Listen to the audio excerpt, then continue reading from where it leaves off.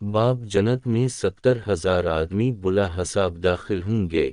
6541 ہم سے عمران بن میسرہ نے بیان کیا، کہا ہم سے محمد بن فضیل نے کہا ہم سے حسین بن عبد الرحمن نے بیان کیا، دوسری سند، اور مجھ سے اسید بن زید نے بیان کیا، کہا ہم سے ہشیم نے بیان کیا کہ میں سعید بن جبیر کی خدمت میں موجود تھا۔ اس وقت انہوں نے بیان کیا کہ مجھ سے ابن عباس رضی اللہ نے بیان کیا کہ نبی کریم علیہ وسلم نے فرمایا، میرے سامنے امتیں پیش کی گئیں، کسی نبی کے ساتھ پوری امت گزری، کسی نبی کے ساتھ چند آدمی گزرے، کسی نبی کے ساتھ 10 آدمی گزرے، کسی نبی کے ساتھ 5 آدمی گزرے، اور کوئی نبی تنہا گزرا۔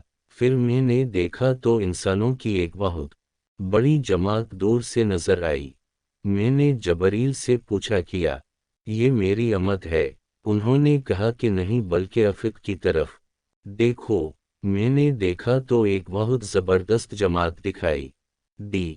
فرمایا کہ یہ ہے آپ کی امت، اور یہ جو آگے آگے 70,000 کی تعداد ہے، ان لوگوں سے نہ حساب لیا جائے گا اور نہ ان پر عذاب ہوگا۔ میں نے پوچھا ایسا کیوں ہوگا؟ انہوں نے کہا کہ اس کی وجہ یہ ہے کہ یہ لوگ داغ نہیں لگواتے تھے، دم جھاڑ نہیں کرواتے تھے، شگون نہیں لیتے تھے، اپنے رب پر بھروسہ کرتے تھے۔